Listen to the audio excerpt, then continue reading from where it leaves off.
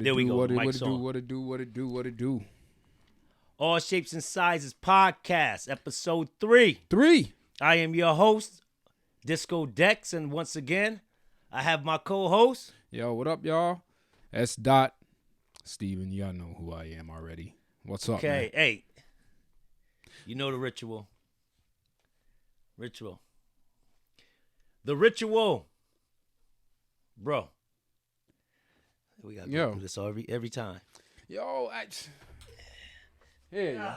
Here. Give me that one. Here, I'm giving you that one, man. I'm not. Yo, we go through this every time because I don't understand. I get it. It's it's a ritual. Gotta keep tradition.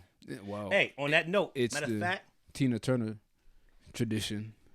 We're gonna talk about tradition at the beginning of this episode, but I want to start with this. How was do you celebrate Thanksgiving? And if so, how was it? I don't know if I've ever celebrated Thanksgiving. What do you celebrate?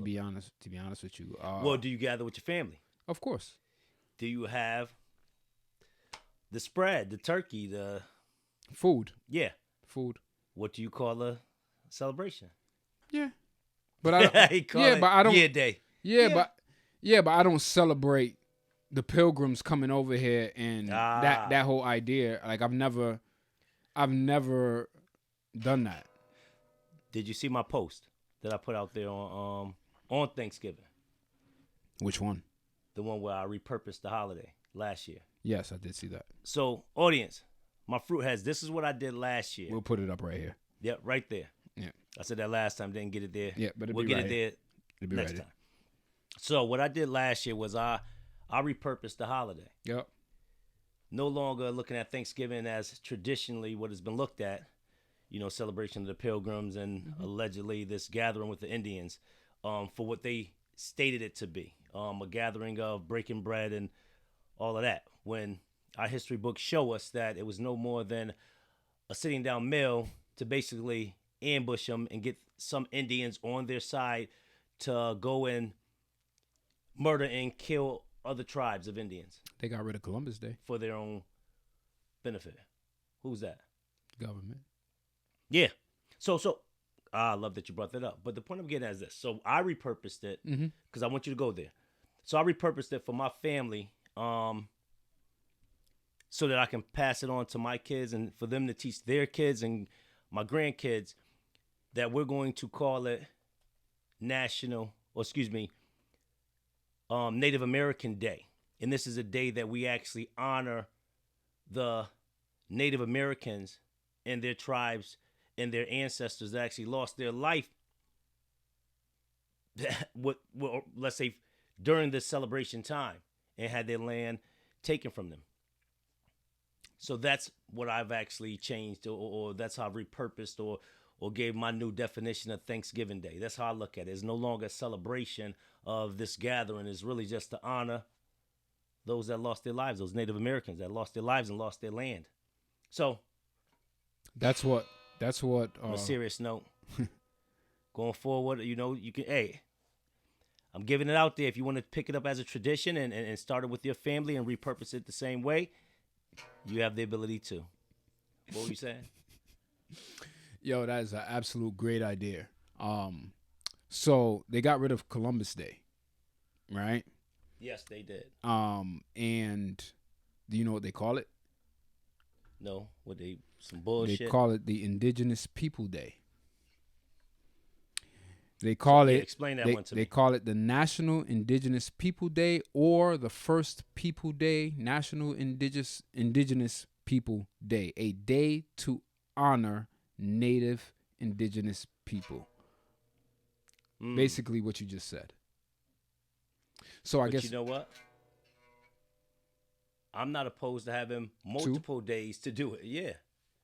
If you really look at it, almost like Black History Month. What about it? Why do we have 1 month? All these years and all this nonsense? Another thing I think is ridiculous. Fully agree. I understand the sentiment. I understand the No, wait, hold on. Let me understand. When you say you're not for Black History Month, are you saying in the respect of having it at all, or are you saying in regards to it only being 1 month out of a year in February, a time where even from doing celebrations and stuff, you put it in the coldest month probably possible? Are you saying it from that standpoint, or are you just saying you don't think it's even needed regardless? History is written by the victor. Yeah. Period. No, but I'm not talking about the history of it. No, well, there's only one history. So I like Black history is American history. So I don't believe in a month, or we should do it for 2 months, or we should do it for a period of time. It's a part of history in this country. So you teach it, and you teach it correctly. That's it, right? But you don't think there's still that? I agree with the teaching it, because they need to bring back African studies and stuff that we had when we were in school, and especially to the magnitude, going back when my sister and my cousins used to do Yabo and all those things there, and Artist Collective and being in part of that organizations. Yeah. What I'm saying, are you saying that we still shouldn't have a particular period of time where we as people are able to come out and celebrate to a magnitude of a holiday? I can't speak for everybody's experience, but Black History Month comes around, we learn about slavery. We learn that we were slaves in a various amounts of ways, and how you've got, Harriet Tubman, you have Martin Luther King, you have, it's the way in which we are taught. And that's the kind of the problem that I have with it, right? It's everything starts from slavery. So you want to say you're not taught. It's not Black History Month. It's Black history in this country for us, versus our history doesn't start in this country. So I kind of have it's a mixed bag for me. Whereas, yes, we need to be made aware of what our history looks like, but at the same time, our history didn't just start there. So, and what does that do to the psychology of a child who learns that they come from slavery? So you're going somewhere deep with it. I can't help it. I can't help it because I wasn't going that deep. Pause. But I can't help it. Listen, but okay. So you're opposed. If I'm understanding you correctly, you're more opposed to how it's used, the symbol of how people currently use it, not from us having a period of time where we actually control how we express ourselves in regards to being Black Americans or Black History Month. Okay, so I get it. Because I thought you were just trying to say we don't know where we're going until we know where we're coming from. That's just bottom line. So you still for understanding and educating, but possibly making that period of time a year or whenever we actually do it be more value versus just hey, y'all got this money, y'all got this time off. It's a part. It should be a part of any curriculum.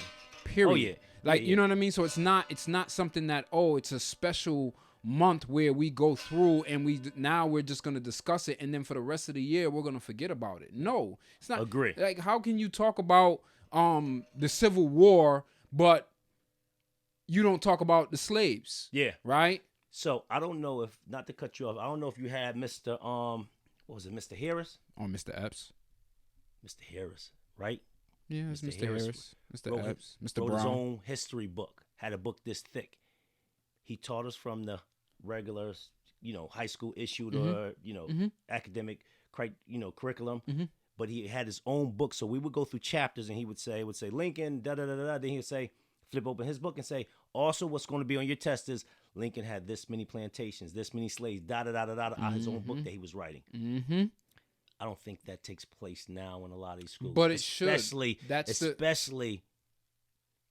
Africans, let's say Black and African Americans that are actually teaching these courses. I don't think they go that deep. No, they don't. And that's why. And they should. But that's they why. Follow but that's kind of the why. Status quo and just stay in line. As they start to learn it, they get outraged by it, and they want to say cancel this culture, cancel that.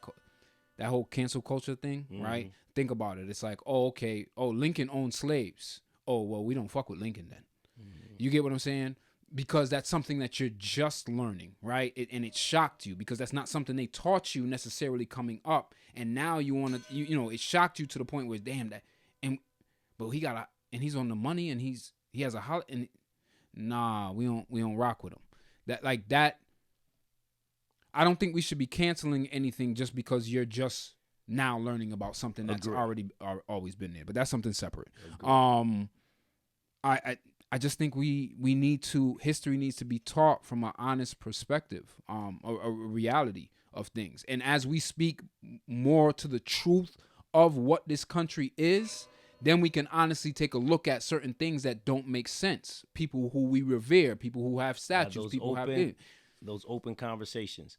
So with that being said, do you think a lot of that responsibility falls on us as, not even saying a lot, but let's say, doesn't most of it, if not all of it, fall on us as black people to educate our kids to actually, and that segues into the next conversation I was going to have in regards to traditions.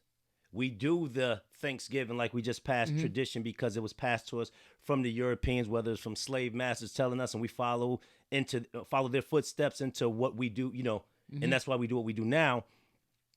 Why aren't we as black Americans? Because for the most part, our history has been severed. Our relationship to Africa is we like estranged kids. You know what I'm saying?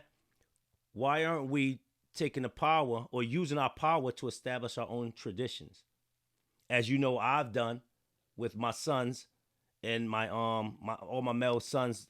Hey, when they turn 21, a new tradition I do is they take a shot of whiskey or brandy or some quality, most likely whiskey, between the two. But the point I'm getting is, though it's just small and minute, it's something I wanted to start as a tradition in our family.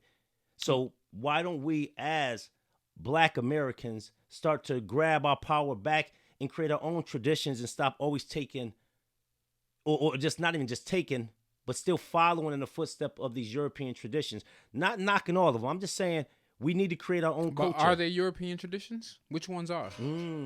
Which ones Thanksgiving, Christmas. Thanksgiving is a European. Halloween. They celebrate Thanksgiving in Europe? Well, I say European.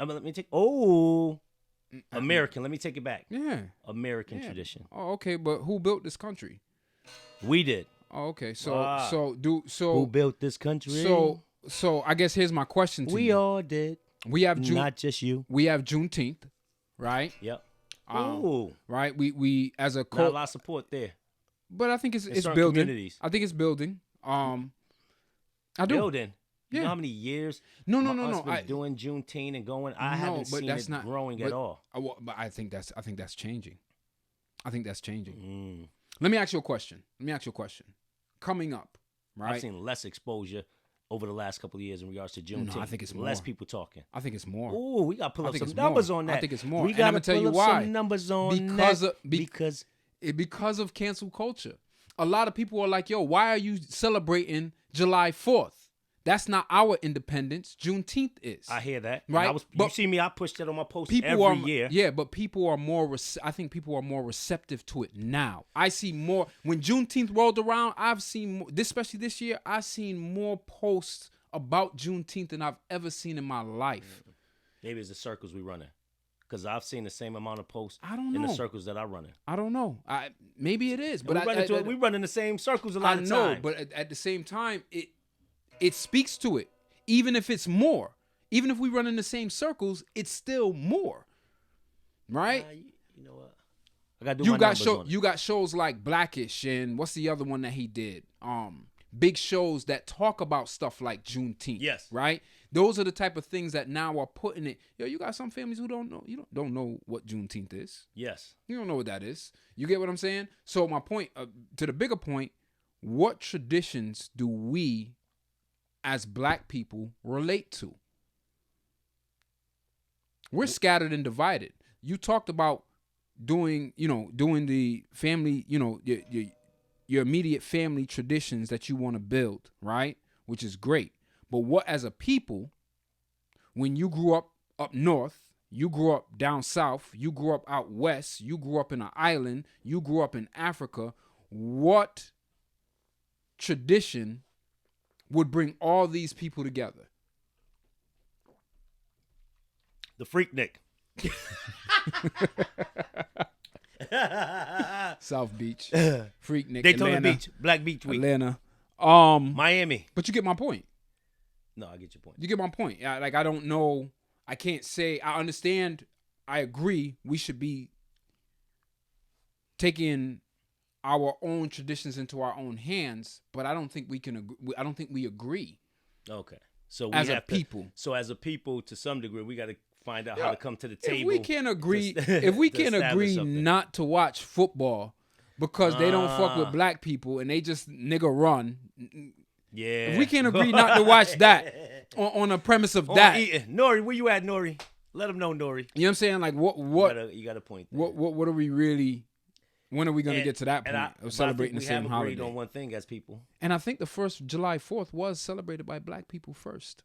Most likely. If I'm not mistaken. So what we have agreed to as, I think, a majority of us, black people, is that Thanksgiving cranberry sauce is nasty.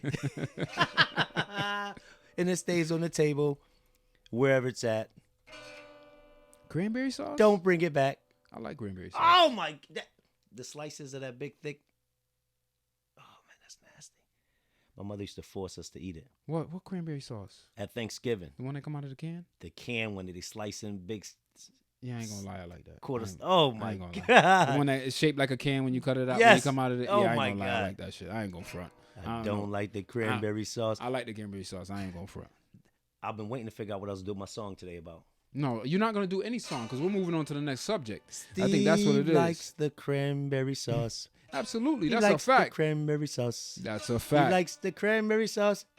He likes the cranberry sauce. He's the only one that likes the cranberry sauce. Oh, please. Oh, and we putting up a can, poll. and it looks like spam. We oh no, that's nasty. Now you putting spam with it. So wait. Like spam. So wait. We're gonna put a poll up. We're gonna put a poll up. How many people like cranberry sauce? Like cranberry sauce in a can, Thanksgiving style. We're gonna put that poll up. Make sure you guys comment too. Put it in the comments as well. Yep. Hey, on that note, did you see Nicki Minaj post in regards to her Thanksgiving meal that she made? No, you're gonna have to put me on. Oh my God, we gotta put that picture up here somewhere. Yep, somewhere up here. She said, "Hey, my husband liked it." She said, "I made fried chicken, macaroni and cheese. She burnt some plantain, and what else she had on there? Some shrimp." Okay. That plate looked bad. Yo, I mean, they was going. Yo, I'm about to look it up right now. It was killing Nicki, but I respect her because she was bold enough to put it out there.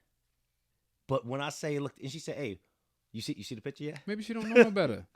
Where's she from? My daughter was defending it. Where's she from? Queens? Zamira was defending it like you won't believe. What? No, Daddy, what you talk about? It might taste good, Daddy. I think it's good. She said, and Nicki said, "I challenge anybody to challenge me with making fried chicken." Nicki Minaj, Nick, I'm challenging you all day, every day. I respect you for being gangster enough to put that plate out there, but come on, man, I'm going to challenge that. You don't want this work, Nicki. Not with a plate like that. You better take it back. That did not look like what you call Thanksgiving. You're going to have to put a picture of it right here. It's a good thing I don't celebrate that holiday, Nicki. Because I'll be pissed. You're going to have to put a picture of it. Oh, we're going to have to put one up. I'm looking at it right now. Hold on. Oh, you see it? Hold on. Oh, my God. Hold on. Talk to me. Nicki said, "Hey, listen, I burnt the plantain, but," she said, "my husband likes it." What? That's what she said. Hey, hold on. I'm listening. Question. Mm-hmm. Ain't her husband locked? Man. Didn't her husband do some foul shit? Was that the brother? Yeah, like the brother. We got to talk about that probably another time because that's a whole nother topic in regards to. Hell no. Do you think it's okay to? She took that post down, son. She took it down. They was murdering her. They was killing her. So yo, I'm out the loop. Was she pregnant? She had a baby already. Oh shit, I'm out the loop. Yeah. I don't know about nothing about Nicki. Nicki had a baby. Congratulations, Nicki Minaj, on your baby. Let's see. Maybe it's in here. Somewhere. Black queens having babies. Always good. Reproduce. We need more soldiers. Yeah, no, I don't see it in here. But all right, go ahead. Do you so I got this question right here, right? Yeah. And I don't know if me and you had this conversation, but I've had this conversation several times in regards to LeBron Drake, Jay-Z, Denzel. Yo, give me the guitar. Oh, Give me the guitar. Son. Give me the guitar. Listen to the question. Yeah, I'm listening. Do you feel us as people, when I say that, minorities, that we don't value or believe or hold our own people to a high standard? And the reason I ask this question is this. Why is it every time there's a successful black person, actor, businessman, entertainer, athlete, no matter what you name, what's the first thing that a minority or another black person might say about that person? Illuminati. Yeah. Yo. Let's talk about that for a second. Why does our success, why can't we as people believe we as people can achieve certain heights without, as they say, selling our soul to the devil, being part of the Illuminati? Why can't we? Because we're conditioned. We're not talented. We're conditioned. We're not educated. We're not. We're smart. Conditioned to believe that. We're conditioned to believe that any type of success must come with some type of You paid for it. Uncle Tom. Yeah, you paid for it. It's the house nigga thing. Yeah, that's all it is. That's really what it is.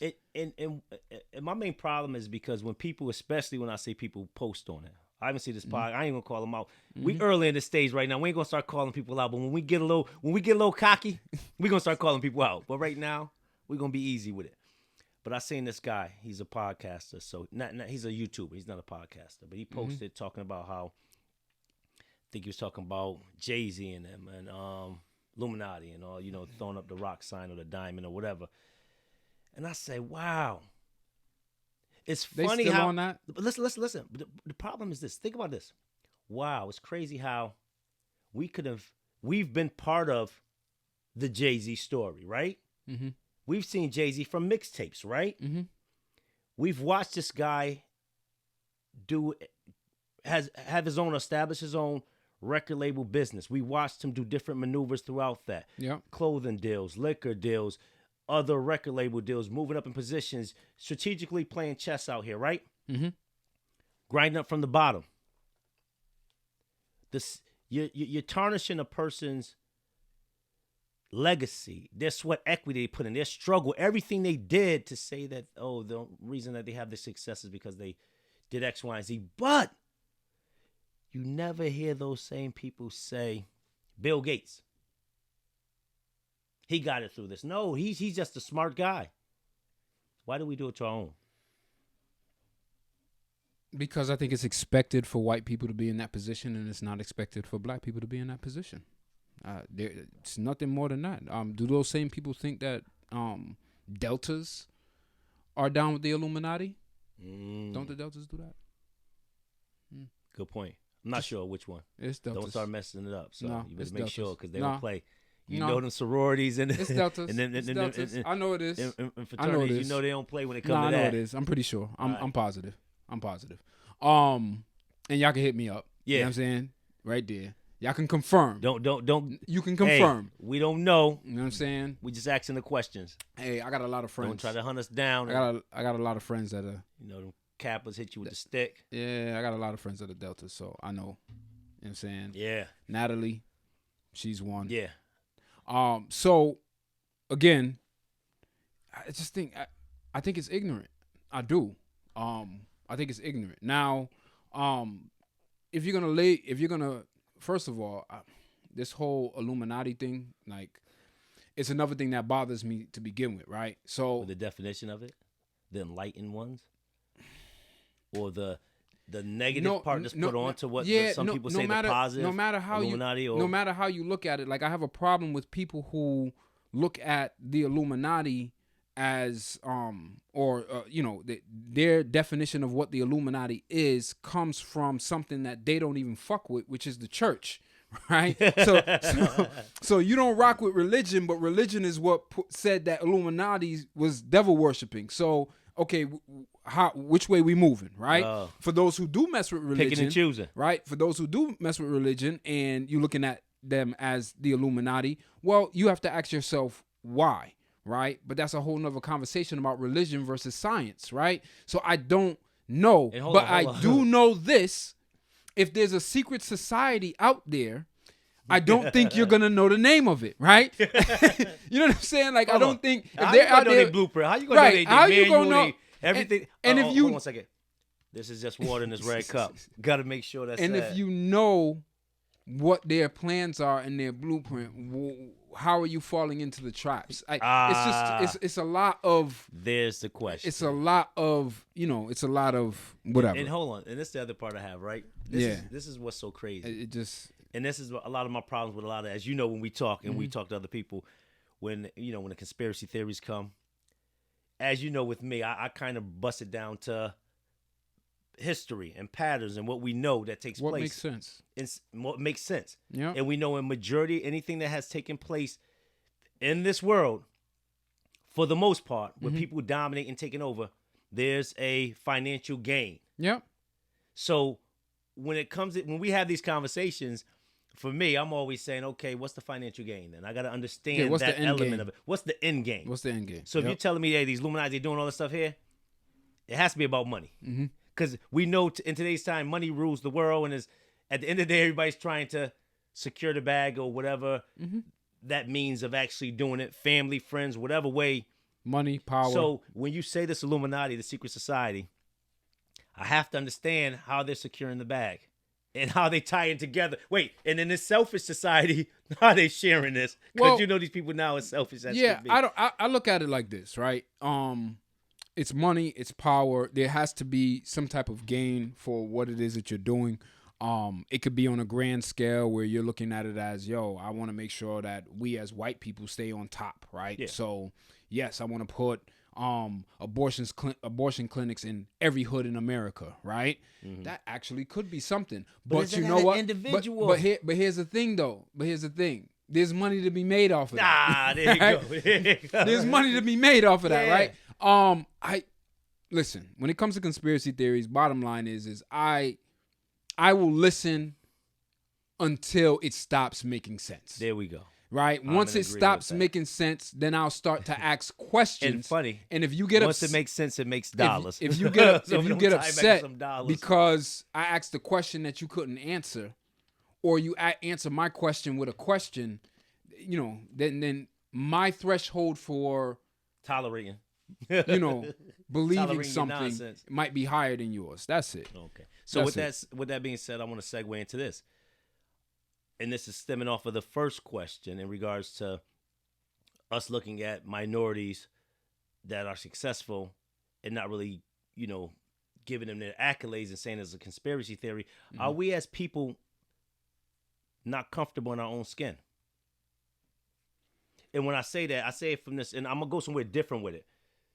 I know. We look at each other a particular way that he can't do that, right? No, because you can't. So we're not comfortable in our own skin and what we can and can't do. And as well as not just what we can and can't do, like Jay-Z's line, like Jay-Z said about his uncle, hey, don't put your shortcomings on me. Right. But with that even being said, do we hold ourselves back? And when I say that, I'm saying, as people, one of my mans put out a post the other day and just said, yo, come out of your comfort zone. Do something. Yeah, I think I would agree. I would absolutely agree. Yeah, put yourself out there, challenge yourself, do something. Are we so much to the point where people want to hold an image or be a particular way or give up a certain persona that they don't feel like they're not comfortable in their skin to just be who they are, and that's why they're quick to knock the next man because they're not even comfortable in their own skin. They're not willing to just be who they are and do what they want to do, so they don't think you can. Ain't no way Steve could get up there and do that. Ain't no way that All Shapes and Sizes podcast made $1 million in his first year. Woohoo! I'll put that out there in the hemisphere. That's in the atmosphere now. Honestly, I think people see. I've kind of never been afflicted by this. I think it's like a condition, right? Where you look at somebody and you look at their success and you only see your failure, right? So you hate on that person, or you say, yo, he must have did something, abnormal to get where he is, and I am not willing to do that, even though you can't name what that is. Right? Allegedly. Right? He must have did something abnormal, and I would never do that. I would never sell my soul. Well, how did he sell his soul? Like, yo, I look at somebody else, you doing great, I'm happy for you, right? Keep like winning. I'm Keep winning. That has nothing to do with me. I'm happy for you. So yes, I do think people do see their shortcomings in other people's successes. And that's why we view certain successes the way we do, right? Also, again, I think we're conditioned to also feel like, yo, there's only so high we can go, right? And okay, Jay-Z partners with the NFL. Yup. he did something wrong, right? He did something. There's got to be something there. There must be some ulterior motive to whatever. And it possibly could. But guess what? When you're at that level, you got to play the game in a certain manner. Like, we're too afraid to play the game sometimes. But you know what we do also is we pass judgment not knowing what takes place in the back office and how deals are made. But that's the inner point. Workings of stuff. That's the point. Yeah. And so it might be not even playing the game. It might even be. It's it might always just be as simple as you think I don't this think is so. a game. This It's ain't even always a game. playing the game. No, but that's what I'm saying to you. To the average Joe, they might think, he up there doing this and third here. It might not be playing the game. It might not be truly what you say, a game. It might be this is what happens at this level. From a view standpoint, you might think it's different because you're so far down here. When you look up, it looks like this until you come up here and you say, oh, wait a minute, this is what it really is? Way down there, I thought it was different. You see what I'm saying? A lot of times how close you are to a situation, you understand it differently. I had a conversation with a friend talking about stocks and securities. Yeah. Right? And I used to have my Series 6 and 63 license. I used to do securities. So he's saying, this is what goes on, this, that, and third here. And I've heard several people say that. I'm like, no, that's not what goes on. Right. But from their level of looking up, I understood it only because prior to me getting into that field, I thought the same to some degree.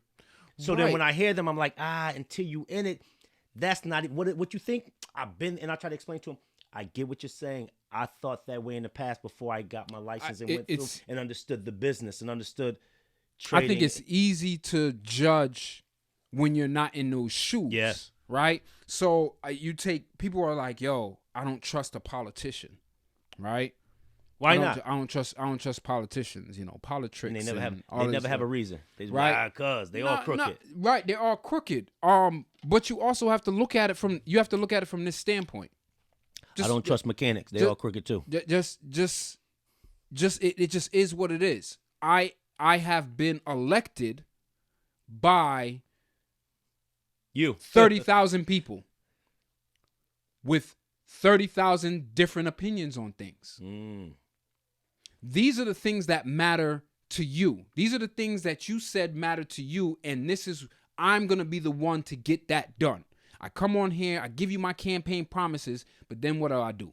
I go after I'm elected, these things don't get done for you. I only get one or two of these things done for you. And something else gets done that you don't like, right? And they're like, well, you signed off on it. Well, I was only able to sign off on it to get these other things that you wanted. Sometimes they don't understand that. They don't understand that level of politics. It's compromise, right? So, and then they're like, well, if I was in that position, I wouldn't do it, right? Well, then guess what? You wouldn't get anything done. And then those same people, when you go back to them and say, yo, I tried, are not going to want to hear it. They're going to be like, because you haven't been able to get anything done. Exactly, right? So again, I wasn't trying to change it into political, but that's how it is. I was giving that as an example, as also you're an executive somewhere, or you're a black person, you're an executive, and you're saying, okay, what is my job as an executive of this company? And you mad because I gave this young white boy, I made him into a rapper, Vanilla Ice. He's selling millions and millions. Oh, you a sellout. Well, my job is to make this company money. Yes. I could put you in this same position. You're going to make X amount of dollars. Why? Because you're willing to go out and buy that bootleg. You're not willing to, you'll get mad at the $15 price point. Whereas them over here will not. But this is me doing my job so I can turn around and come back to you and say, okay, I'm gonna put you in the same position, knowing that I'm not gonna make enough money off of it. So you brought me some. I want to talk about this. That has me think about this topic, this subject that I wanted to bring. We as people, society as a whole, but even us as people, we look down at the average drug dealer, right? Mm-hmm. Especially in today's society. Mm-hmm. And I want to say we, to some degree, look up to the Italian mob bosses in some respect, right? So I look at it this way, right? I think the problem that I have, and matter of fact, I'm gonna go somewhere different with it. Us as people, those that are engaging in certain activities, what are you doing with it? There's not just mafia, but there's a ton of businesses that have been established out here from abolition. From you go back, no matter if it's illegal liquor, tobacco, whatever it is, cocaine, drugs, been able to establish empires and legalize their money to some degree. I think that's what we need to do. And as a people, we probably need to stop really looking down on those that partake in those activities. Hear me out.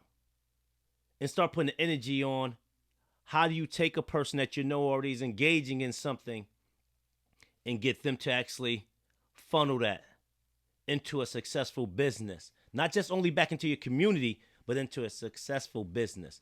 So there's a lot of young entrepreneurs out there that are doing it in this generation. So I know a lot of my youngins, that's what they're doing. They're buying real estate, they're buying properties, they're opening bodegas, clothing stores, you name it across the board, they're doing everything. And I commend them. But I think we as a people, we need to have more of that. So when you see those individuals, are you supporting them or are you knocking them? We need to support more. I think first of all, and I'm not promoting. I just want to make it clear. I'm not promoting the mafia, whatever. But I'm real with it. The mafia was glorified, right? Through TV, through television, through movies, through all that kind of stuff. Yep. So yes, anything seen on television in a certain light, you're gonna look upon favorably, right? We look on the dynamics of what the mob and all these gangster stories were kind of built on, right? Yeah. Just look at the movies, right? Any gangster movie involving black people, that shit don't end well. It don't look good. It don't that we in a bad position. Whatever the movie is, we're in a bad position. It's very few movies that glorify us in an illegal capacity in a successful type of way, right? It doesn't. I'm going to make that happen. movie, right? So that's to your point of we look upon the mob up here and we look at drug dealers in our area down here. We should look at them in a certain way, right? And not from a standpoint of what is going on in the community, but from a standpoint of is you have no plan. Yeah, you have and that's no why plan. You see, that's why I went into the other direction in regards to you have no plan. What are you doing? I'm not gonna knock you having to do what you have to do to put food on your table. But when you don't have a plan,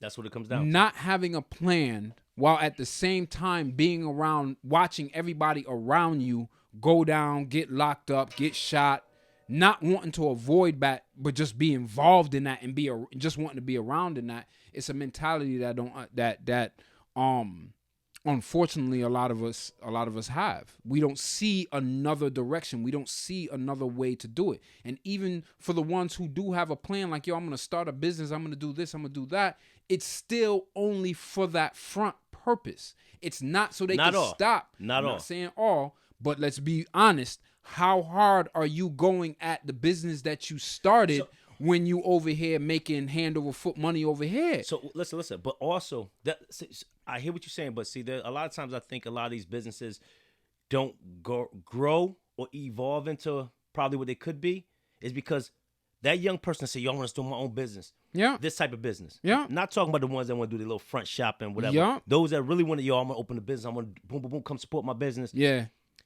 are we as people not supporting that business? And those that know better and have been exposed to and have the experience in starting our own business or growing it or marketing, are we going to those individuals saying, yo, I know you got your joint going on right here, but this is what you need to do to expand and to market it, and this is what you need to do to actually build your brand? Are we not being responsible and giving to our own people to help educate those that don't know any better? Who started the business? The youngin, let's say the young. Okay, the young man started the business. You had enough common sense to get out here and start a business, but you don't have enough in you to research how to go about your business better. Listen, I've had these conversations. There's only so much you can tell somebody. You started a business. Okay, well, what was that business? Is it a bodega? Okay, you started a bodega. Okay, well, how are you filling your store up with product?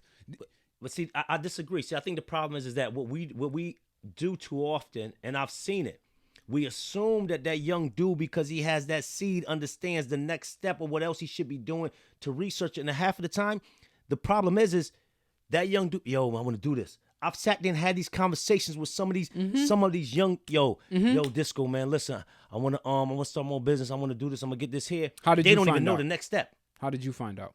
Me? Yep. Call me. But they know that. No. How did you find out? They called me. No, I'm not talking about them. I'm talking about when you were starting your business. Oh, myself. Oh, and you had myself. And you had questions about what I should be doing. What made you? Did you run to somebody asking questions? Listen, I'm gonna tell you this. I'm a researcher. I'm gonna research. But hold on. But I have conversations with people not even in their own business when it's come to certain topics. No, I understand and that. They don't even take 2 seconds to research whatever they're talking about or their opinion. We know when it came to this election. And that's what I'm... So, hold on. So my point, what I'm getting at is this. So we know, if we know that's the makeup of some of these young kids out here, we know they might have the dream, they might have the vision, but we know how far they're going to go. They're going to research this and third here. And when they hit a wall, they have a lack of leadership to even tell them, hey, this is what you're supposed to do. They might not even made it out of school. They might not have. We already know the curriculum in school. They're not teaching these type of I'm asking who we. Okay, so I need specifics though. I need to know who we are talking about. Are we talking about just a young kid trying to start his own business and do something for himself, or are we talking about the young kid who's out here selling drugs and's got money to play with? We're talking about the young kid out here selling drugs with money to play with, trying to do something different. So he's balancing two worlds. He's still trying to get it, but he's trying to establish this. So in some aspects, you have to recognize that some of that inherently is you're putting in effort over here, right, into selling the drugs that's getting you the money to allow you to start the business. And at the same time, this business is struggling and it's not making any money, which keeps you over here, right? At some point, you're going to have to make the transition of where your effort lies. So when you say to me that this person over here doesn't know what to do next, my question to you is, well, which side of the fence do you fall on in terms of your effort? Is your effort over here and you're struggling, or is your effort over here and this really is an afterthought? Let me say. Sometimes they don't even know no better. You could tell how they hustle backwards. So it's just not knowing. So you don't really have a plan. But hold on, that's the point I'm saying. They don't have a plan because they don't even know that they need a plan. So what I'm saying is, us that know better at times, and we see these individuals, you don't think it's just being another minority seeing that young man that doesn't know any better? Because this is what I do. When I see him, yo, I see you doing whatever. You did this? No, I didn't even know. Yo, what about this? Did you are you doing this with your business?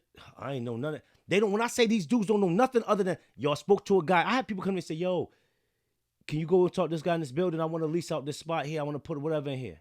How you gonna do it? I don't know. See if he know how to get. When I say they don't know nothing, so that's what I'm saying. At times when we see these men struggling, what I feel doesn't take place a lot is us that know us young men or us adults or us leaders or in our community that have went through some of those chambers. We do not go to them and seeing an individual struggling and say, let me put them on the game. I don't think it happens enough. I don't think us as minorities share information. Well, I can agree with that. We don't share information. I can agree with that. So we'll see somebody struggling and don't share the information. Like, yo, perfect example. In real estate, it's grants and things out here. They're like, yo, the white people buying up. Why? Because a lot of the minorities are not sharing the same information with their people to say, yo, you can go apply for these grants over and over again. This is what I'm doing. I know investors that be killing the game, but they ain't sharing the information. They just keeping it to themselves. So it's like, two yo, things. man, I think that. part of that is ingrained. I think part of that is ingrained in back to kind of sort of the conversation of why we look at successful black people when we think X, Y, and Z, right? It's never enough, right? If I put everybody on, then it won't be enough for me. Yeah, right? like type crazy. of deal, right? But at the Oh, same my God. time, a closed mouth don't get fed. So, Fully agree. So if you're not willing to suck in your pride because you see somebody over there doing better than you and you see him as competition, but you don't want to ask, yo, how you do this? You can't be mad if he not giving you information. Or I can't be mad if you looking at me like, yo, you ain't never said 2 words to me. Yo, I thought you were good. I don't know. You know what I'm saying? So, I'm not trying to step on your toes. You know, I'm not trying to make you trying to because I come to you, yo, you know what? I see how you moving, boom, boom, boom. Yo, I think you could go this way with it. He might look at me like, yo, why this nigga think he could tell me about my business? Yeah. So that's how we act too. So it's a twofold. Like, yo, if you're willing to ask for the help, then we should be willing. Then at the same time, we should be willing to speak. So at the end of the day, to help. We gotta do better on both sides. We gotta do both. But hey, message to you young kids out there. Gotta do better on both sides. And as people, you gotta open your mouth. You gotta reach out, and then on the other side, you gotta be willing to. There's people that's willing out here. That's willing to help. The only way we're gonna make that connection, one has to reach out, the other one has to extend their hand. You got to be willing to do it because at the end of the day, somebody is not gonna be willing to because it may take. Yo, I could put in a good word for you to get you started. There it is. But some people are not willing to put their name on the line for somebody who hasn't proven that they're willing to go the extra mile. Right. That's the thing. That's why I asked you the question, how hard are you going at your business? Because I might be somebody who's in a position to help you, but what am I helping you for if you could care too? I agree. Those factors have to always be brought into, or those things have to always be factored in. Because I'm that way. Man. If I'm willing to help you, I got to see, you got to show me that you're willing to put in. Put in that work. I'll go hard for you, but you got to show me you're willing. Right. That's now, a fact. I want to go somewhere else with it. Yeah. With these businesses, or let's say with these activities, we're going to go with the illegal activities, right? Yeah. The game changed, right? He loves this subject. The crack era, whatever, the weed game took over as weed. You know what I'm saying? They legalizing it state by state is you know what I mean, is doing what it's doing. Mm-hmm. And a lot of people are trying to get in position. I spoke to one of the senators, or matter of fact, what was he? I spoke to this representative out of West Hartford. Yeah. So long story short, we had a conversation. I seen him at a restaurant, struck up a conversation with him. Mm-hmm. And he, told me they're trying to fight in Connecticut, the legislation or what they're putting in front, saying that you need the $500,000 application to open a dispensary and all that stuff. Always been like that. Yeah. Yep. So they're basically saying they're trying to fight against that. They're sectioning it off. How they're trying to push the minority person out of that business. So with that being said, where I'm going at is here. People are now opening smoke shops with the vision that they will win at the end of the day. When all this is said, is going to overturn, and us as minorities will be able to engage in. I still feel that there's opportunity. Every person know, but I think that where it's at right now, they have to come down. Because I think that there's no way that you can constantly open these dispensaries and not allow the people that you've locked up or gave crazy cases all these years to not be able to turn around or those communities to profit off of what you're profiting off of. Why not? You're asking morally, or you're talking about realistically? Look what you just said. What you just said was, I don't think you could do something like that when. I'm gonna tell you why. The same people who are locking us up over it are gonna just allow us. Listen, my opinion is this. I think the way things are now, they don't give two hopefully, fucks. I think the voice and the action that people are willing to take now, especially over a lot of things that we went through, especially this year, last year, Black Lives Matter. I think that people, when these type of conversations come back up, I'm not confident. They're trying to fight the system. I'm not confident. We as a people are still split. We are on marijuana, right? We still split on weed, right? Hey. Right. I'm just saying that's a fact, right? So let's no, it's a fact. Split from what standpoint? Split from like a generational standpoint. In regards to what? in regards to whether it's good or it's bad. I think that's changing. I think that's changing a Is lot. it changing for the voters? I think so. Really? Yes. Okay. Listen to this. Let me say this to you before you even say anything, right? In our area, in our local area, right? Yeah. There's an electorate of, let's say, I don't know the exact numbers, but let me give you a number. Let's say 20,000, right? Yep. In a local election, you might get 3,000 to 5,000 people that vote. Are you think they're not going to, do you think they're even going to? Hold on. Let me go. Right? That votes locally, Yep. right? Presidentially, that number is way higher, Yes. right? So things like the legalization of marijuana usually hit a ticket on the local level first, Yes. right?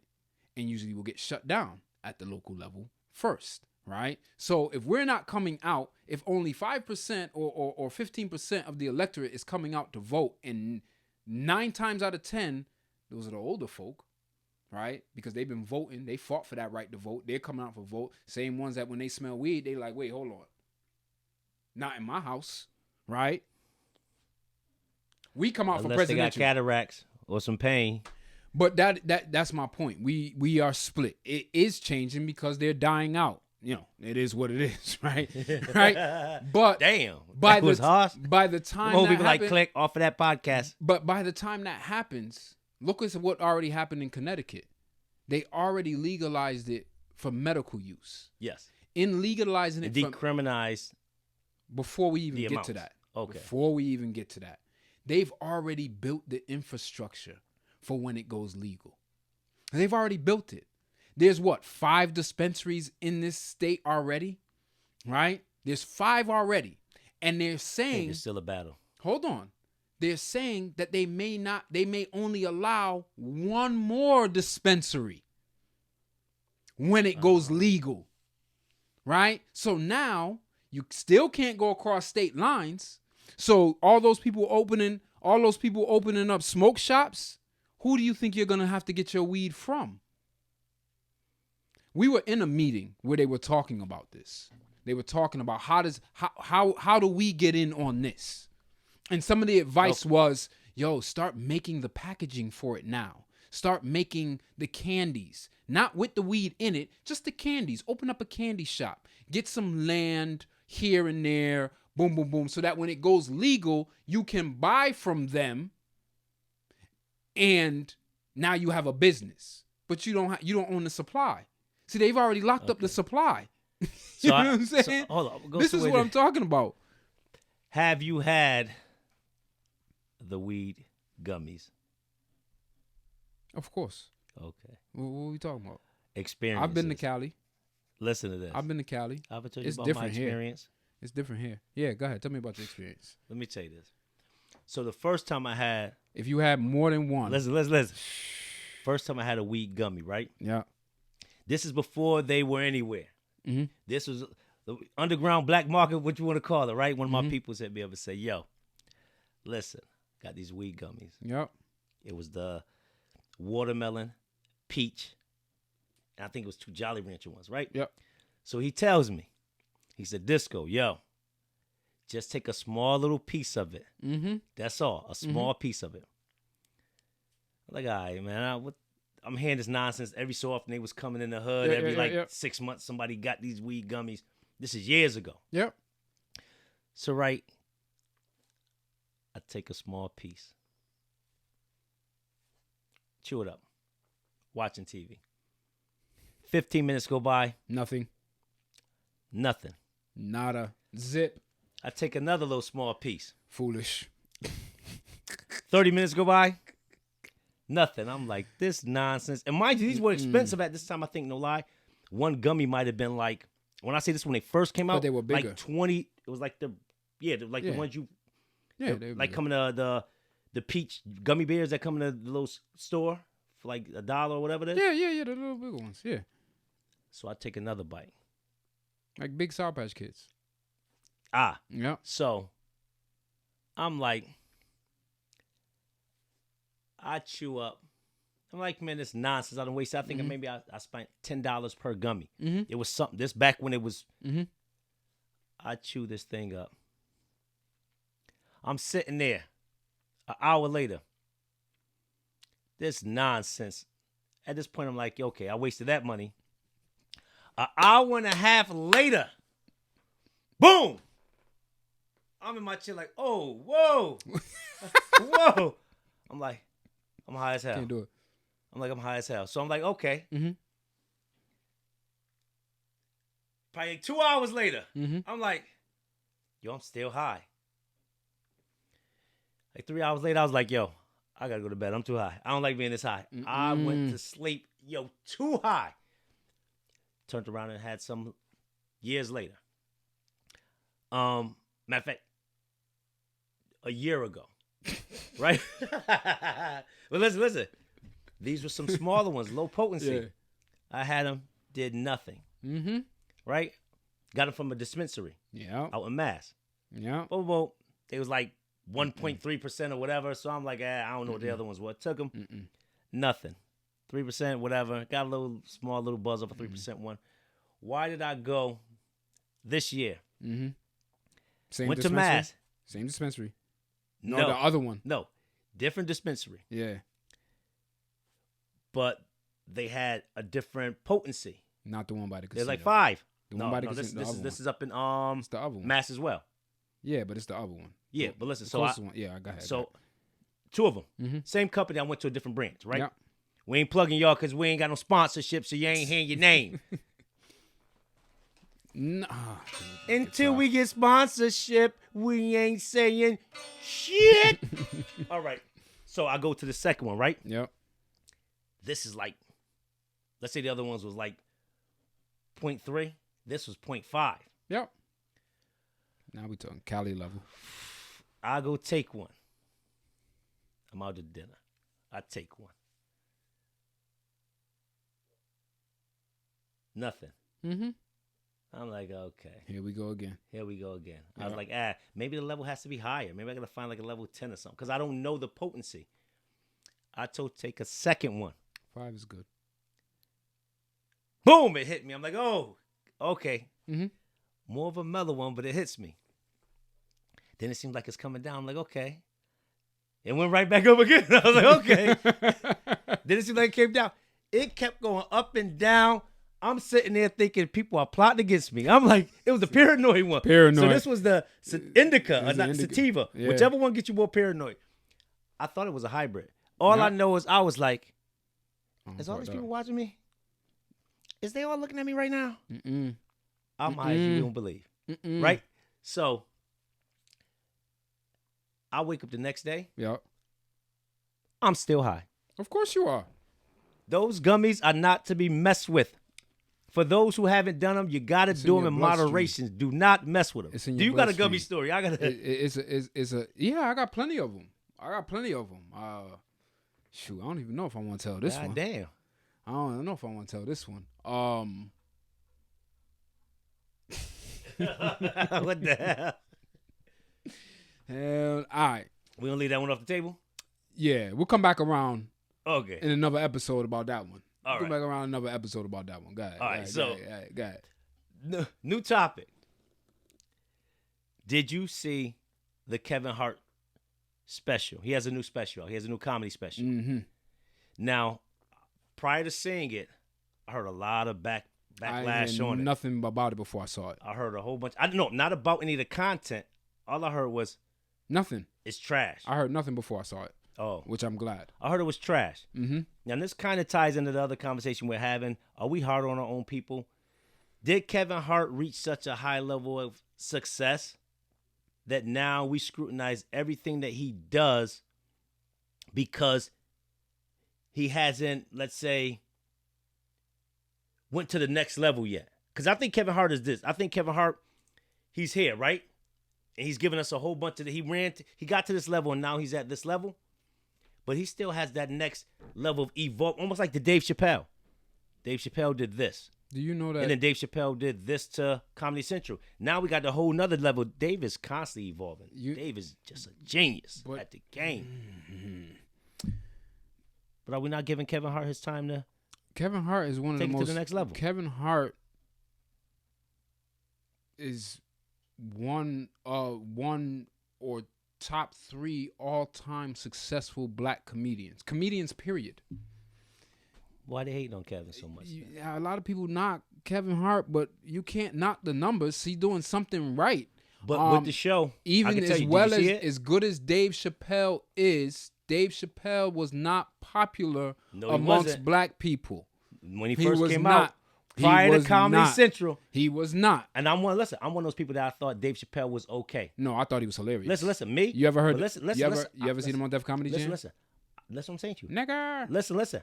I thought he was funny. I thought he was hilarious. Listen. I thought he was funny, but I thought the level that he's at, that he evolved to.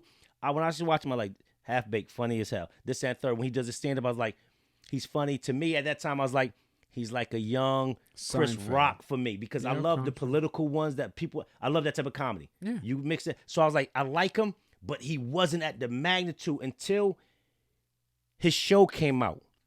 And he started to have a ton of material where it shows his viewer topics. That's what I love about Dave Chappelle, his unique view about a topic. So once I started seeing a lot of that content back to back with his own sketch comedy, the Chappelle Show, I was like, damn, when you get it doses back to back and not just a little small little fragments here, then you can see how great he really is. Then after that, him coming back to Netflix, just them specials by far to me solidified the game. So I think his approach. I think there's something to be said about best joke setup approach I've ever seen comedians, from anybody. Comedians, old period. Comedian, new comedian.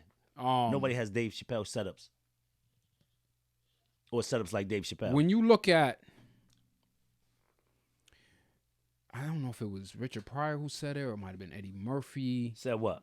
Said I know a lot of that Richard Pryor and Eddie Murphy. No, not of their skits, but it was an interview, and they talked about how some comedians, they are good at stand-up, but they're not funny in front of the camera.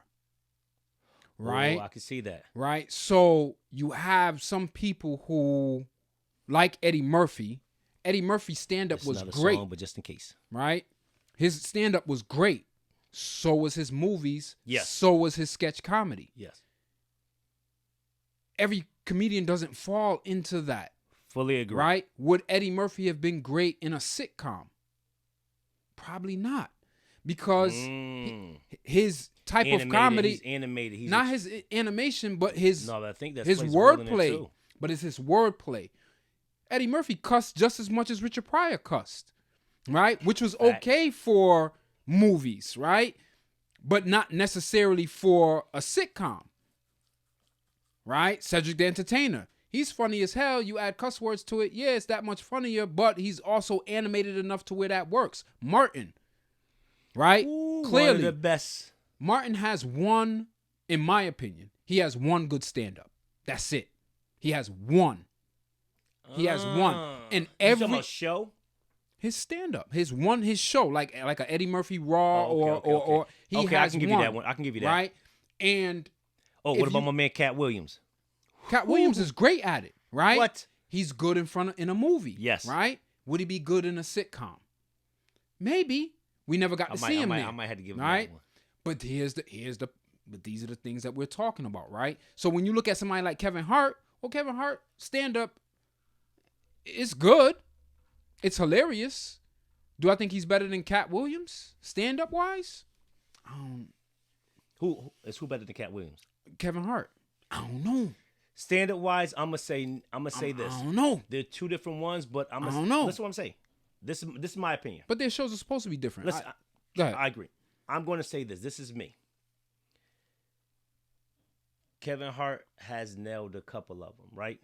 More than a couple. Yeah. But I'm saying stand-up shows, when I mean completely, in my opinion, he got like 2 or 3 that he completely just nailed, right?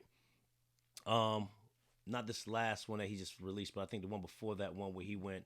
I seen him before. He was at the casino, but the one that he's on, when he sold out the arena, the football stadium. No. He nailed that one, right? Yeah.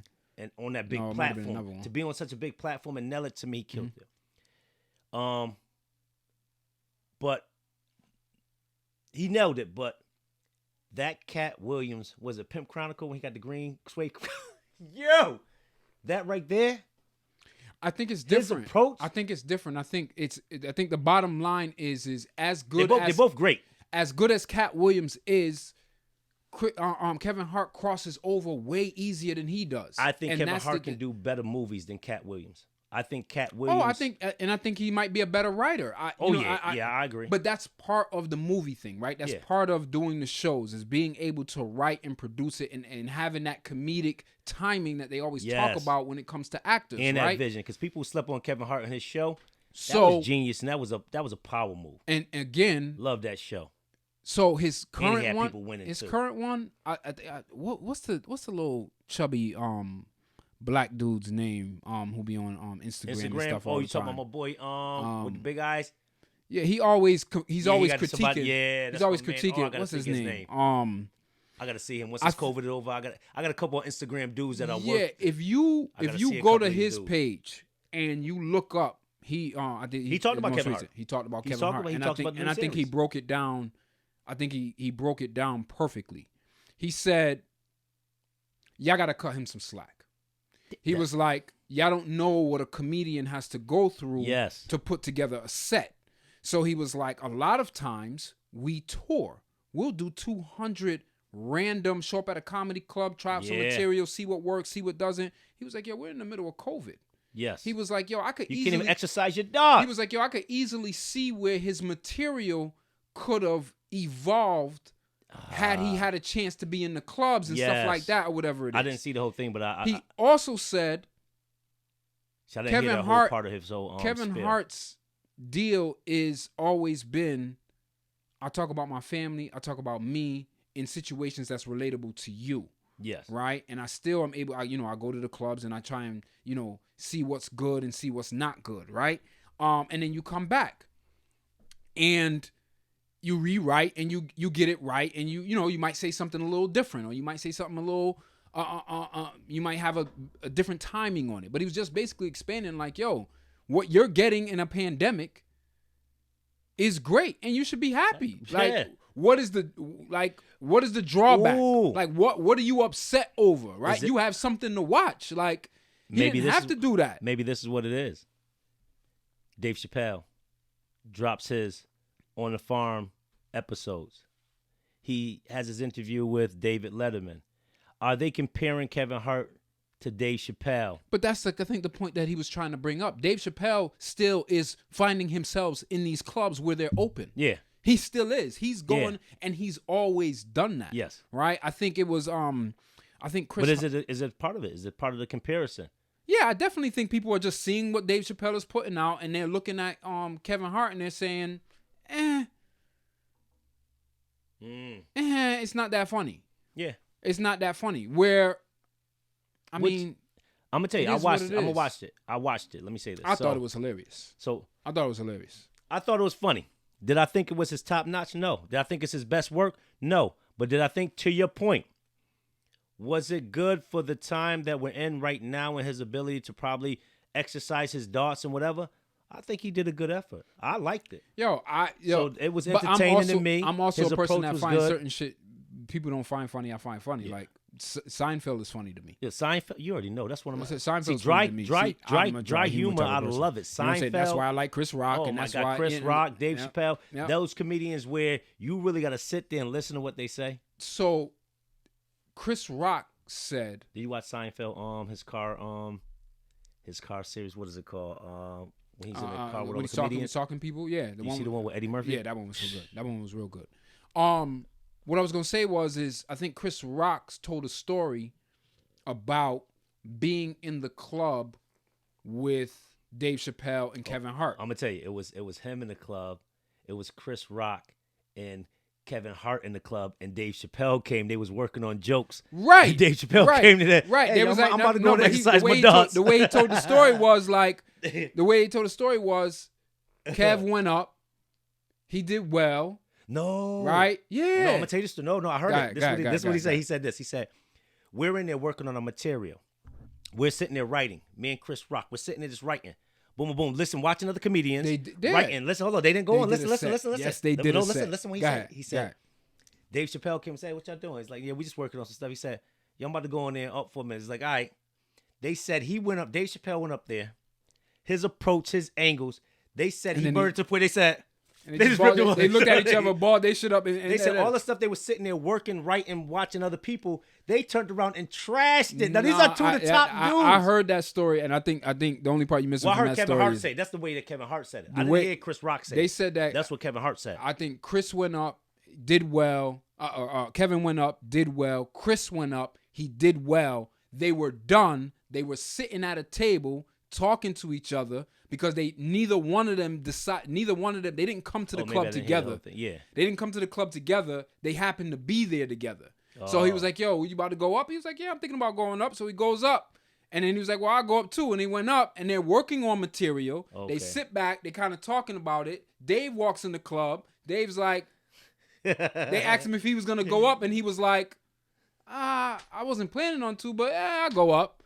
He does the set. They're sitting in the back. When he was done, they looked at each other like they ripped up all the stuff they was working on. They ripped up their shit. And was like, no, that level of that's respect genius, too. yeah, that level of respect, I don't think people understand. Honesty, so when they respect from, but I think they're comfortable in their own skin, right? They look where they at. But hold on, but they even said they ripped it up. Yeah, like no matter how good it was. But I think Dave had you trashing if you ever listen to Kevin Hart speak about Eddie Murphy, Dave Chappelle, Chris Rock, he's like he's idol. I'm the little they are one, who right? They are. When his numbers are better than but he's far. still like because y'all different, y'all on another level. Yes. And that's what. So back to what I was saying, are people not giving Kevin Hart that time to grow, and they knocking his little things right now and not understanding this is Kevin Hart. Now I see Kevin Hart having a great future, even him evolving in regards to where he's at with his craft. I think we got the dose of Kevin Hart that's successful and is great, but we ain't even get Kevin Hart when he got a 18-year-old son and this, that, third here when he a little bit older. I think we need to stop. More I think they're trying to train him. his, I think they're trying to change him. Stop. Let Kevin Hart be Kevin Hart. He's never going to be Dave Chappelle. Dave Chappelle is perfect for the climate that we are in right now. Right? And Dave Chappelle is who Dave Chappelle is. Right, but because of who he is, he's perfect for right now. Oh yeah. Right? Him and Chris Rock.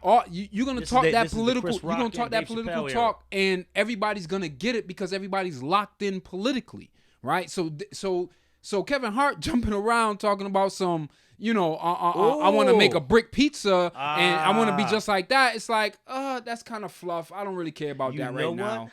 But when things are in a better situation, you might find that hilarious because you don't care about politics no more. You know what? So it's like, yo, cut that man some slack. Think about it from that standpoint. Are we judging stuff, not understanding that what appeals to us currently, from even an entertainment standpoint, is probably closely attached to where we're at from a political standpoint. Where's, to your point, the world's a particular way. Things are going on here. Did he even talk about Trump? Who's that?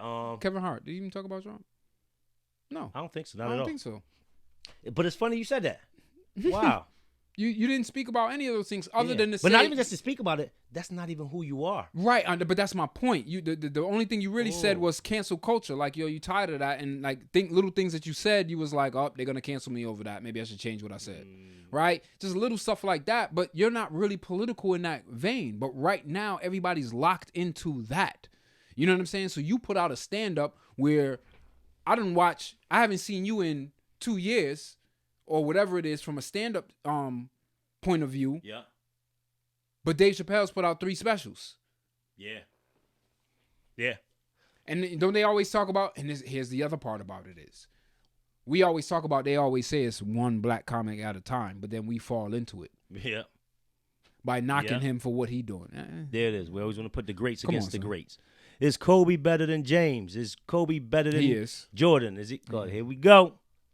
We could talk about that too. Listen, but I'm saying, you feeding into the narrative of putting our greats up against each other. No, there it is. If the conversation is who's the greatest, there's many greats. You heard Jordan even say it. You heard Jordan say it. That's the dumbest Jordan shit I've heard himself in my life. actually said, yo, that's the there's dumbest greats thing in every era. Greats, not goats. There's no such thing as Jordan goats. said you're the greatest. There's different people that are the greatest for their times. Greats. And right. Who you think the greatest of all times is? It's Jordan. It is. There's no argument. There really isn't no argument. I used to say Jordan. You can say whatever you want. Right You're now, a prisoner of the moment. I am You are a prisoner of the moment. No, I'm not. I said this a while ago. Okay. And I'm going back to it. I think, like Jordan said, and that's why Jordan, when he came out in that little documentary and he validated what I said, there's greats for. To me, I can't look the same way because I look at it the same way I look at hip hop music. Some people say Jay-Z. Some people say Biggie. Some people say Pac. When back in the day, I was saying nothing better than Rakim because he birthed most of those dudes, and their favorite rapper is Rakim. So then I started having to say, okay, you know what? I love Rakim. I love Ghostface. I love Jay-Z. Those are my top 3 for me. We're gonna take Ghost out of it. We're gonna keep Ghost over there, even though that's my one of my greats. But greatest overall, Rakim, Jay-Z, in their times. I can't say Jay-Z's the greatest of all time. For me, I'm looking at each of them in their silos. Now, where the game is at right now, I'm going to keep it a buck. Will Drake be the greatest? Ask these young kids right now, and they saying Drake. And that's fine. But so here's the thing, though. Everybody got their time. Here's the thing, though, right? Drake is murdering the game. Here's the thing, right? The same way Hov murdered it when he was running the game. The game was not. Rakim is who Rakim is. He's on the Mount Rushmore, Body MC, right? But when people start saying, Mount Rushmore. But when people start saying he's 4 people, he's on Mount Rushmore. That's what I said. He's not 4 people, right? No, what Mount Rushmore are you talking about? Yeah, see, I'm talking about the whole new Mount Rushmore. I don't know. They only got the R up there. Nah. Hov, in my opinion, is the best to ever do it, right? Biggie is my favorite rapper. But I can make the distinction. Wait a minute. Best. Hold on. Wait a minute. Did you just say Hov is the best to ever do it? Yeah, I do. So is he the greatest? Yeah, he's the greatest. Oh, wait a minute. He's the GOAT. Anybody that knows Steve, Mr. S.TV. He's the GOAT. For years, we've had this debate. I told him he was in the closet. He said Biggie was the greatest. I said Hov. I said I've never met a person that knows so much. That's not true. That's not true. That's not true. That's not true. We're going to pull it up, you guys. Listen. I've always told you. I've always told you. Biggie is my favorite right now. Biggie is my favorite rapper. And we've argued over. We've argued. And you said we've argued over who's better. Who is better? But that's different from being the greatest rapper of all time. That's the greatest of all time. And I thought you said different. Biggie. Y'all conflate the two. I thought you said. I don't conflate the two. I thought me and you had the argument. Funny how, God. It's funny how. It's funny how you conflate. You don't conflate the argument when you're talking about Rakim. You said Rakim. What? You said Rakim is the GOAT. He's the greatest of all time. No, I said at a time that's what I thought. Now I say time the greatest per era. That's why I'm at with it now. And I don't. Years ago, I said Rakim was the greatest all time. I don't subscribe to that was era. The game changer. I don't subscribe to that. That way of thinking. Nobody changed the game like Rakim. I don't. Your accomplishments, your skill level, your ability. Period. You match that up. What your track record is, what your lyrical ability is, what you can do on a beat, what you've done for a game. You match that up against somebody else. And if somebody else is. No, it ain't gotta be about time, bro. I think it does. Man. I don't see how. I don't think it does. So my question is this. Yep. If you have and BDP, Chris, we already brother, know. Yeah, we you know already what I mean? know. Yeah. So he goes with my great. So my thing is this. My opinion. You have Jay-Z come out the same time that KRS-One comes out. Nah, bruh. Hov doesn't do it. You haven't come out when Rakim come out. Nah, bro. Whoa. I don't like that. I don't like that argument. Hold on. Time out. Let's back up. Let's rewind. Let's rewind. Because aren't you the same person? Aren't you the same person that said that no matter what, if Biggie died or not, Jay-Z would have ascended to where he would have gotten to anyway? That's my opinion. They were out at the same time. No, yes. but you just said they were out at the same time. You have told me on many occasions there was nothing that would have stopped Jay-Z from ascending. Now you're telling me KRS-One and Rakim would have stopped him. No, I ain't say stop him. Listen, no, you got to listen. Era. Jay-Z came out with the drug dealer business era. That wasn't what was happening when Rakim came out in hip hop, but that's what was happening in the streets. When Rakim was out? No, that wasn't.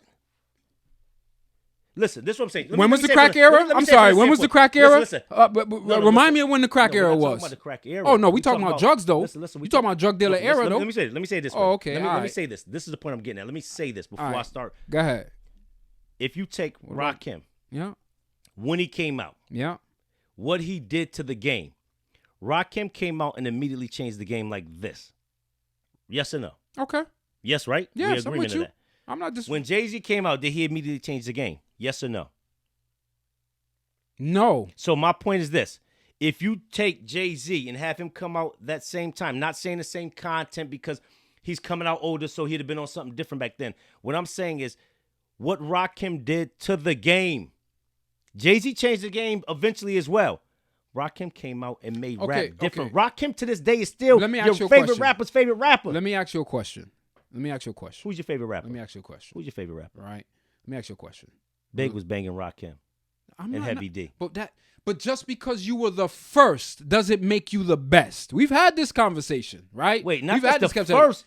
We've had this conversation. I'm not knocking. I ain't no joke. Follow the leader. Yo, I'm not knocking. What album you want? It's hard to have a conversation with this dude, right? Let me look into the camera. It's hard to have a conversation with this dude because you can't. My kids just told me that today. We can't give somebody props without it making it sound like we dissing the other person. What I'm saying to you is your argument. You keep saying he birthed these dudes. He's the boom, boom, boom, boom, and boom. Well, don't you want your children to be better than you?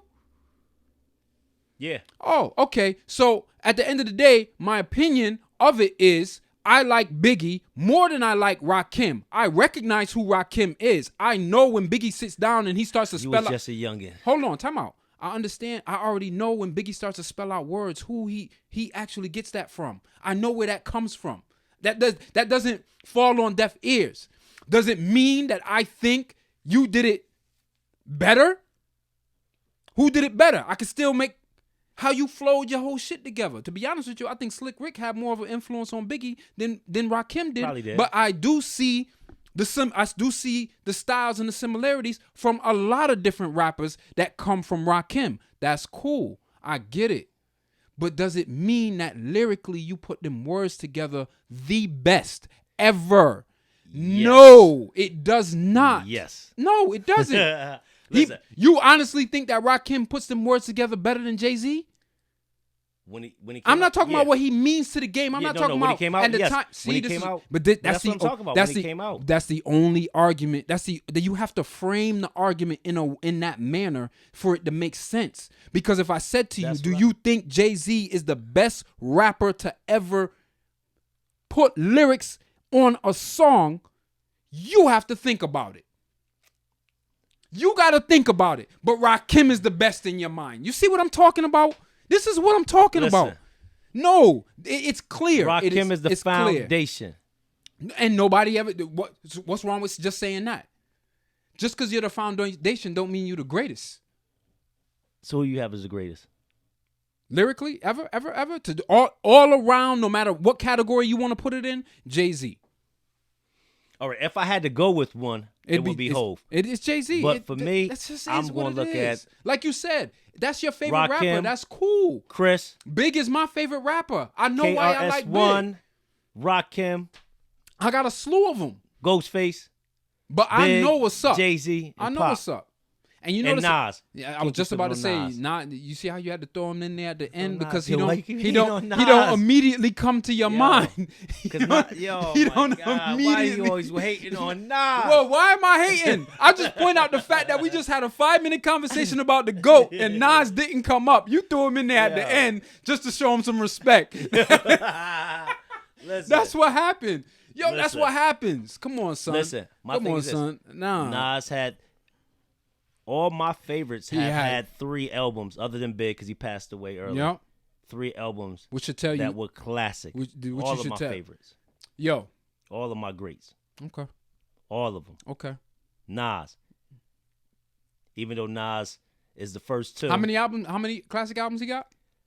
I ain't talking about how many classics. I'm talking about how many I like.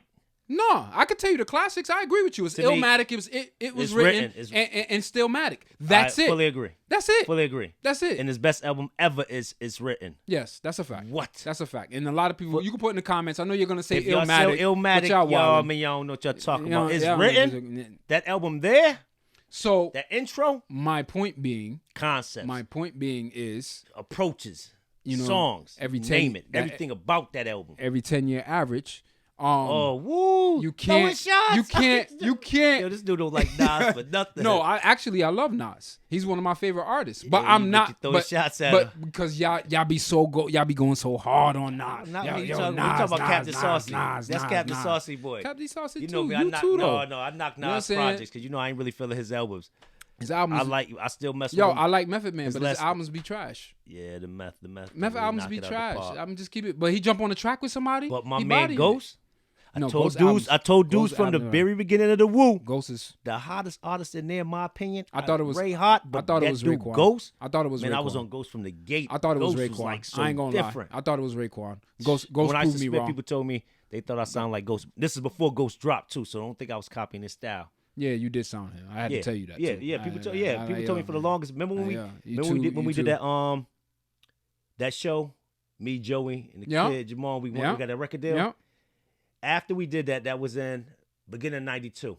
Mm-hmm. I think the Woo album came out after that, or the end of something. Because we did that in the winter of '92, in the beginning, like February or something. People swore when the Woo came out, that was me on the song. Because remember, it was the black and white tape. Remember protecting that tape was black and white. People was like, "Yo, I heard you. You on the song with these dudes." The Woo. I said that ain't me. You didn't stop sounding like Ghost until I ain't sound like him. First of all, I dropped before. No. Let me tell you what it is. I'm gonna tell you exactly what it is. I'm gonna tell you exactly what it is. The way you used to put the words together in the abstract manner in what you did, and the tone of your voice made you sound like Ghost. You didn't change. Don't say I sound like Ghost. Say we sound the same. Come on, you got to give me my respect. Sound this is the same. The Woo drop. Sound the same. There right? we go. I like that better. And then it wasn't until I think it was like the Disco album, Disco Life album, G35. Well, that was like 2003. That's when you kind of switched up. Yeah, that's when you kind of switched up. I had to know this because he done ran with it. Yeah. But Ghost that's was a fact. But know what I used to love about Ghost? Not even just. So when he came out and I heard him and I was like, damn, he reminded me of myself. But it was the thought approach, because remember, in my music, I used to be real with it. Mm-hmm. Whatever was going on, I was only saying the real. I never fabricated, and I bring stuff up that was real, whether it was clowning myself or not. And it was that genuine stuff that he did to the point where I was like, but like Ghost, we like Kendrick Souls, man. Y'all had y'all lingo that everybody didn't understand. That's the thing. I've been doing that since high school. Right, but when hold on. Ironically, the name of our group was 90 Degrees Lingo, and it was because I had my own lingo and the way I talk. This was like. What grade was I in, like ninth grade? It wasn't, you know what I'm saying? It wasn't like 1990. It wasn't. I think 1990 we started that. It wasn't 1990, what was 1990. out at the time. You know, I mean, you know, like the Woo, they jump out, they popping, they different. People love them. That Woo era. But they quickly hit the back burner. You understand what I'm saying? Not in terms of popularity, just in terms of the wave in which hip hop was going. Okay. You understand what I'm saying? Because it became flashy. I wouldn't say flashy. Started running to that flashy materialistic. But I wouldn't say it's era. Flashy. It's the flow. Like Nas jumped on a track and he's like in between in terms of how he put those words together, in between what maybe Big sounds like and maybe what the Woo sounds like, right? And it's not. Yeah, Nas is descriptive, but he's not like Raekwon. You understand what I'm saying? Raekwon is gonna tell you he's gonna set the scene. He's gonna set the. Yeah. You understand what I'm saying? Yeah. Nas could get into a little bit of that, but he doesn't really do that. Big was more of a story. He started to evolve into more of that after. Big was more of a slow flow storytelling. He's not more like that's exactly what he was. Slow flow storytelling. Right? Slow flow. But he lyrically puts them words together where it's like, oh, okay, I like that. I like the way he pleasing put to that the ear. Big's extremely pleasing to the ear. And I think that's where the music started to go. People were trying to be more pleasing to. I agree. Redman. I agree. Woo! It's the just Red era. I'm just saying, like a lot of people was like that though. I'm glad you're speaking on that. I know we in the hip hop little zone for a minute. how underrated was Redman? Was Redman running the game at a time ridiculously? I'm talking about Redman was like the hottest. I don't care. Across the board, Red was so different. His energy, his realness. I don't think Red was ever running the game. Oh, you crazy. No, I don't think crazy. So. I don't think you so. You crazy. I don't think so. You... Give me a year. That's not. That's not. Okay, when he dropped those, that's not Funk knocking. Doctor albums That's and all not. those albums That's there, not. when he was the hottest. That's not knocking. It was not a hot project. That's not knocking Redman. Redman literally has 3 classics. Oh no! He has 3 classics. Brother. This guy, he has more. He has more. Debut. Hold on. Debut. Muddy. Debut. Yeah. Muddy Waters. Doc's the Name. What other classic album, solo album he got? Name it. I'm gonna go back and do my research. Oh, now you got to do your research. Do your research right now. I'll tell you. No, I'll pull it up right now. 5 projects was bangers. Bangers versus classics. Come on, I'm going with classics. Okay, let's go with classics. Redman. Let's go. Let's go. I know what I'm talking about because I'm a Redman fan. You wildin'. This guy's crazy. You're wildin'. You can't even tell me the albums. You know I don't know no albums. I can't even tell you Jay-Z albums. Damn, they can't even tell you Rakim albums. The what album? 92. What? Classic. The what? There we go. Next. Right? Next. Classic. There is Dark Side. Banger. Classic? Yes, classic. That was a classic? Classic. That's the one we coming out the ground with the little red and black. Classic. No, yes. yeah, that was a classic. Yes, thank you. Thank you. But think about it. So it's 4. Keep going. It's 4. Keep Muddy going. Waters. I say 5. Muddy Waters. Yep. Doc's the Name. Banger. What's after Doc's the Name? Malpractice. 4. Red Gone Wild. Wait, Red's Gone Wild. That's the one with like the cartoon type of look. Reggie. They all got cartoonist type of looks. No. What's the cover of the Red Gone Wild? Yeah, the cartoonist type of look. Red Gone Wild might Nah, 4. Okay. See? 4. So I'm trying to tell you. 4. Okay, I'll give it to you. And again, let's look at when these albums dropped. One dropped in 92. The Wu dropped in 92. 92 was real. Illmatic dropped in the early 90s was real. 92, 93? Right? I want to say 92. 92, right? Okay, so the Dark Side album dropped in 94. Well, Big dropped in 94. Red was still doing it though. Muddy Waters dropped in 96. Banger. One of the best albums ever. That's a fact. Ever. Muddy Waters. A lot of albums dropped in 96. Yeah. Jay-Z dropped in 96. Or 95. 95. Reasonable Doubt dropped in 95. 95, yeah. Could have been 96. But Jay-Z, Reasonable Doubt wasn't running the game when it dropped out. People slept on that album. Yeah. It ain't go platinum until his 3rd album. Listen, I'm gonna bring y'all back. I'm gonna bring you back. Hold on. People slept on that Reasonable Doubt album the same way. Hold on. Before you go any further, you guys, one of the most slept on albums of all times. Ghostface Killer, Ghost Dini. Yeah. You put me on that one, right? Yeah, that's one of the best albums. You put me on that, right? One of the best albums By ever. far, one of the best albums ever. What's that? Ghost 2008, 2009?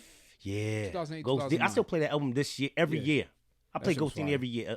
The perfect combination of balance between R&B and hip hop. He had Raheem Devine mm-hmm. on most of the tracks, on a lot of the tracks. On a lot of the tracks. He did tracks with the concepts. He did tracks with Fab. He did tracks with Fab, the joint with but Fab. It's the concept. It's the concept, the whole album. Yeah.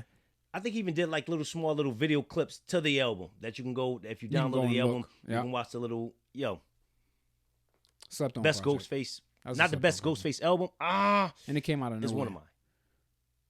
That's when Jay-Z, I was mad. This one I was mad because Jay-Z was over Def Jam at the time. And I thought that project should have got pushed. That was the best album of the year. But maybe he ain't had no controls over that. I don't know, but Jay-Z still was plugging Ghost, I think, at that time. I'm still on whether or not that's his best album ever. I don't know. No, because Iron Man. Bulletproof Wallets. Bulletproof Wallets. Supreme Clientele. Ghost got them all. Woo-hoo-hoo. Yeah, I run with the Ghost. It's second. Yeah, I might say that. I might give it a toss-up. It's second to me. Yeah. It's second. It's second to... I want to finish some... No, gotta keep my guards up. We can't get attached though. We ain't doing titles, just a month-by-month lease. Trying to make it out of here safe in one piece. Okay. Now, this is disco. And I'm going to have to say this. My brother Jada, I extend my sincere apologies for even doubting you.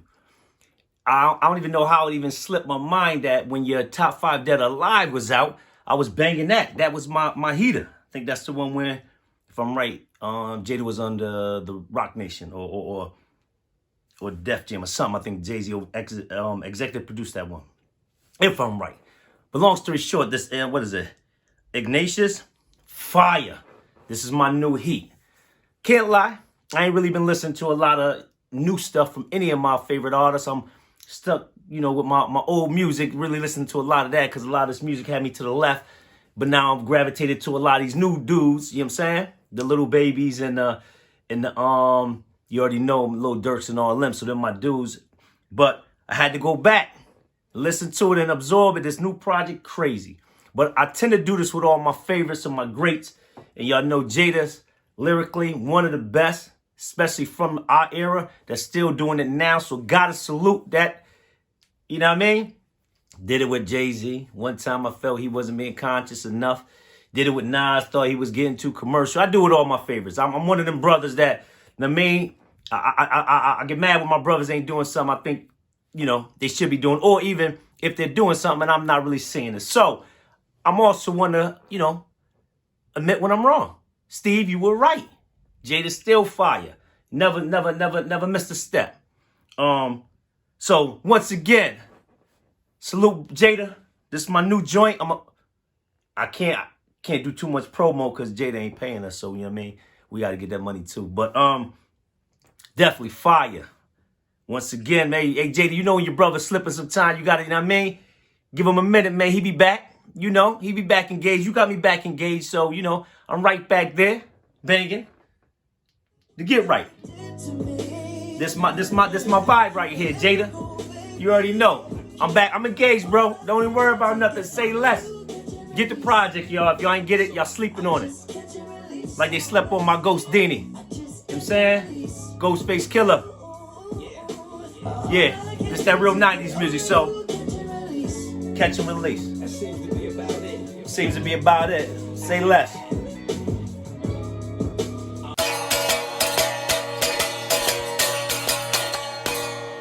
We rockin' now, baby.